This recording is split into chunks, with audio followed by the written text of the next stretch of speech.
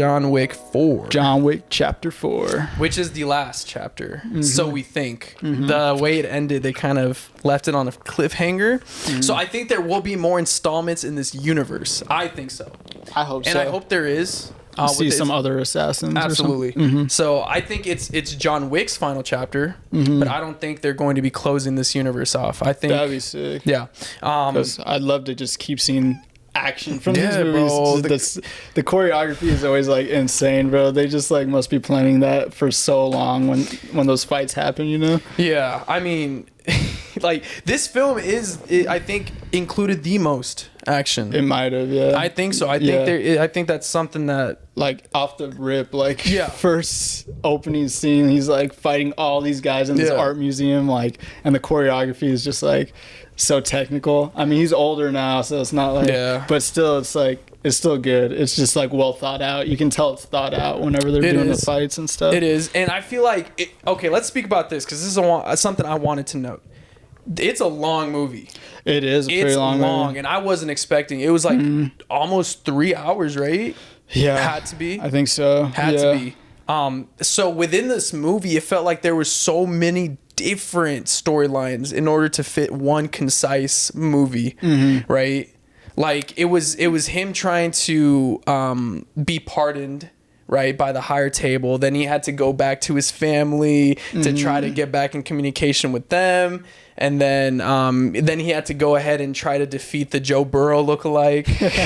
Like there was just so many different like storylines built in to kind of make this one concise film, which made it super long. But I liked it. I liked it too. So what was your favorite fight scene? Because I have one in mind that I thought was crazy. Out of this new movie? Yeah, out of this movie. Gosh, dude, it has to be the stair fight scene. Dude, yes. Yep. Yeah, where he's going up the stairs. We're on the same. Because it's just like such a perfect scene for a movie where you're like, he's trying to climb this thing and there's just all these enemies just lined up, just trying to take him down. It's a video game literally scene. Climbing these stairs, you know? So it's like, and it's just badass. All the action's always so badass in those movies. So like he's going up these flight of stairs. He manages to get pretty far, and then he gets knocked down all the way back to the beginning.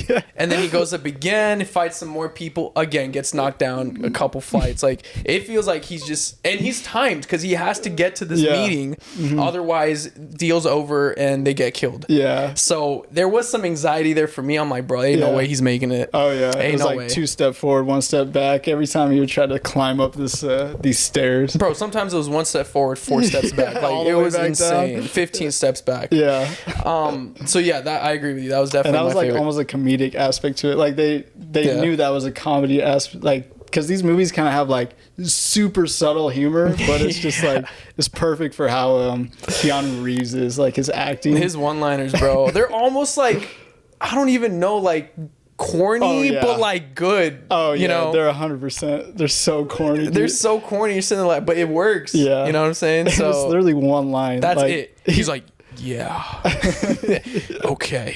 Literally. It's like, bro, come on. I liked it. What'd you think of the other characters? You had Nobody, right? Or was his name No One or Nobody? He kind of had like the Wild West inspired like weapons, and he had the dog. That guy was cool. I don't know if he was like he idolized John Wick, or he was maybe like a fanboy. I think it was hard to read him. Yeah, it was, because like at first it seemed like he was just waiting for the bounty to go up on him. It seemed like, but then he ended up helping him in certain situations. So, yeah, I don't know where his head was exactly, but he was a cool character, a different character. And like, was he a part of the Assassins, or was he just like a rogue guy? I think he was just doing his own thing. I feel like he was just like one of those guys who collects bounties and did his own thing. I don't think he was like formally like an assassin within any of the Continentals. Yeah, you know that's what I mean? I thought.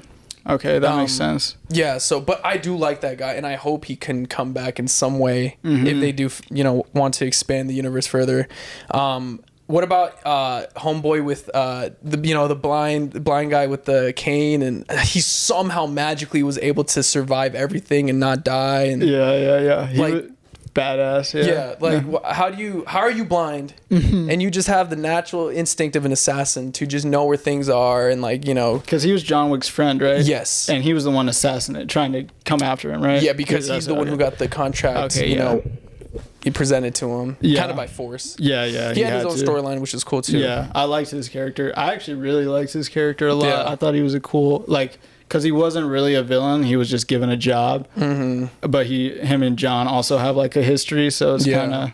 I really liked his character. Yeah. Yeah, absolutely. And again, the cliffhanger at the end, this is what we're referring to is based on this guy, because at the end of the movie, he tries and goes into like, what is it, approach his daughter finally. There's no more like shackles on him. He can finally come in communication with his daughter. And then at the ending, you see the daughter of the original Japanese guy who had the Continental in Japan. That daughter, like, it looks like she's going to go kill this guy. Yeah. So it's like, all right, so what? This guy's going to end up dying off. Yeah. And this girl has revenge, trying to, avenge her father. That's why I think they're going to make more installments into this universe. Yeah, I really hope so, because just like whoever's making these movies, they know how to do choreography. They know how to make good action. Like, a lot of times you'll have movies where like the camera's just like moving around a lot and like stuff is just going down. But they take the time to like plan out the fights and like every little like detail of the fight. Yeah, absolutely. So I just think cinema needs to see stuff like that more often. Yeah. And like, no, I agree. That's why I really like these John Wick movies, because it showcases that like on a high level. Absolutely. The way I see it, it's like a roller coaster of films, like it's literally a roller coaster kind of experience that you're just getting all the entertainment. It's like a spectacle kind of, and it's just fun to watch. But with that being said, the final chapter, how did they send off John Wick? They sent him off. Yeah, okay, you have your own opinion. I wasn't the biggest fan. So to spoil it,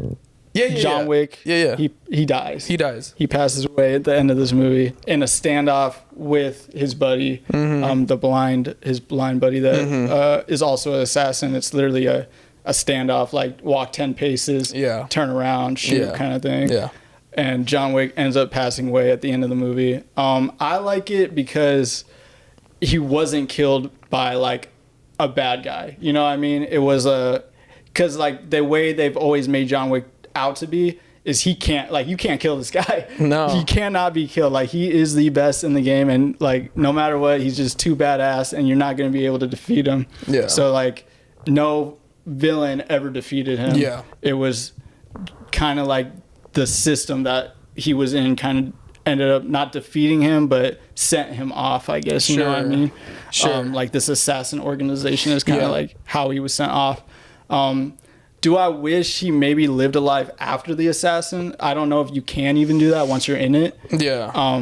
Maybe like he like lives a normal life after, but I didn't mind it. But what did you think? Like, what? I mean, I agree with everything you're saying, right? Thematically, it makes sense. He's not killed by anyone. Matter of fact, he's the one who decides when he wants to die. Right. That's what it felt like to me. He's laying there with all these injuries, and he's kind of like, I'm good. Yeah. And then he just died, right? Yeah. Which I understand. And based on all the crazy situations that John Wick has found himself in, for him to die in this more normal way on his own, in his own terms, very fitting. I agree. I just don't know if the reason it doesn't sit well with me, I don't know if it's because I wanted to see him kind of live a normal life again and kind of full circle back to the first film. Yeah. Right? Or if I just wanted to see him get pardoned and then he decided to die that way or something, like not be part of this organization. I don't know. But it just felt off to me, and again, I get it, but man, I don't know. It's just I get that take too. Such a weird ending to me. I didn't think John Wick was gonna die, so it would have been cool. I agree. It would have been cool to see like him in his apartment with like a new dog or something, and like it kind of comes like full circle or something like that. But I didn't mind it, but I do see your take for sure. I would have liked to see that, definitely. Absolutely. But yeah, action packed. It's a must watch in my opinion. I don't know. Like the thing about these John Wicks, it's like, do you have to watch all of them in order to? It kind of is one concise story, right? Because like the next one always picks up from where the last one ended. So yeah, it is. it is one of those series that you kind of do have to watch. Not from the choreography standpoint, no, because that's always gonna be great. But yeah, for the lore and like the backstory, you kind of do got to watch them in order to understand what's really going on. A little bit. It is a whole concise story, so that's why I just wanted it to go full circle and kind of end the way the first started. You know, I think that would have been a nice touch. Yeah, I agree for sure. Yeah. Do you have a favorite fight from all the John Wicks that you can think of? Oh yeah. It's the one where they're throwing knives at each other. Yeah, in the third movie. Third one. Oh my god, dude. That was crazy. That's my favorite. They're just breaking like all these like the glass casings and stuff, and just picking stuff up and throwing it, chucking them at each other. Oh my god, dude, that was brutal. Intense, dude. That was brutal. There's the one where he grabbed the axe at the very end of the fight, and he just chucks it at the guy, and it just straight into his dome. I agree, dude. That was definitely probably my favorite. Same. That's actually that's yours. Yeah, I love that. I've looked up that knife scene on YouTube just to I've seen that one too. Because there's so many different. Like he almost like he's barely stabbing this dude in the eye, and they're like showing it, and it's like, oh, they just didn't hold back in that fight at all. It was fun to see who was it was also in the third movie, like one of the first fights in the library. Who was the NBA player? Was it Boban? Yeah, Boban. Yeah, that was funny too. He was just this giant, and he was just manhandling John Wick, bro, pushing him over here, getting this. The way he died was gruesome too. Yeah, just a book to the neck, like dead. Boban. Yeah, that was a good one. But overall, what'd you think of the franchise? Dude, I love John Wick. Yeah, cool. Solid action franchise. Probably one of my favorites, honestly. Yeah, absolutely. Must watch. Go and watch it.